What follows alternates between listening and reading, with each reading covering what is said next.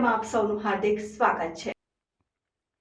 ભરૂચ જિલ્લાના ઝઘડિયા તાલુકાના રાયસિંગપુરા ગામના રહીશ અને ભારતીય જનતા પાર્ટીના અગ્રણી પ્રકાશભાઈ દેસાઈની તાજેતરમાં ધી ભરૂચ જિલ્લા સહકારી દૂધ ઉત્પાદક સંઘની દૂધધારા ડેરીમાં ડિરેક્ટર પદે વરણી થતા અગ્રણીઓ તેમની આ વરણીને આવકારી હતી।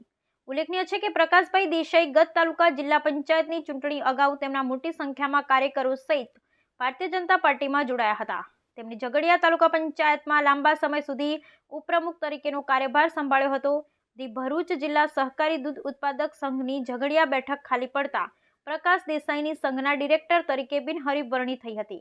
પ્રકાશ દેસાઈ જિલ્લા દૂધ ઉત્પાદક સંઘના ડિરેક્ટર પદે નિમાતા ઝઘડિયા તાલુકા સહિત જિલ્લામાંથી શુભેચ્છકો દ્વારા તેમની આ વરણીને આવકારી શુભેચ્છાઓ પાઠવવામાં આવી હતી।